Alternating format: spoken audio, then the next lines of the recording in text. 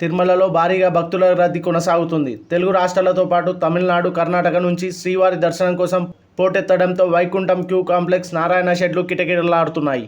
Ring road మీదుగా octopus భవనం వరకు సుమారు 3 కిలోమీటర్ల వరకు బారులు తీరారు. కాగా శ్రీవారి దర్శనం 24 గంటల సమయం పడుతుందని టీటీడీ ప్రకటించింది. క్యూ లైన్లో ఉన్న భక్తులకు అధికారులు తాగునీరు, అన్నప్రసాదాలు, పాలు అందిస్తున్నారు.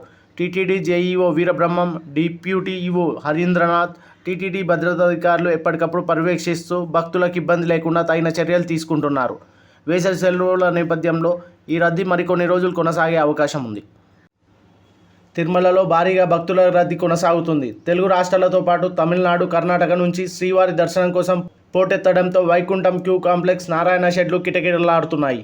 రింగు రోడ్డు మీదుగా ఆక్టోపస్ భవనం వరకు సుమారు 3 కిలోమీటర్ల వరకు బారులు తీరారు. కాగా శ్రీవారి దర్శనం 24 గంటల సమయం పడుతుందని టీటీడీ ప్రకటించింది. క్యూ లైన్లో ఉన్న భక్తులకు అధికారులు తాగునీరు, అన్నప్రసాదాలు, పాలు అందిస్తున్నారు. TTD JEO Veerabrahmam, deputy EO Harindranath, TTD భద్రతాధికారులు ఎప్పటికప్పుడు పర్యవేక్షిస్తూ భక్తులకు ఇబ్బంది లేకుండా తగిన చర్యలు తీసుకుంటున్నారు. వేసవి సెలవుల నేపథ్యంలో ఈ రద్దీ మరికొన్ని రోజులు కొనసాగే అవకాశం ఉంది.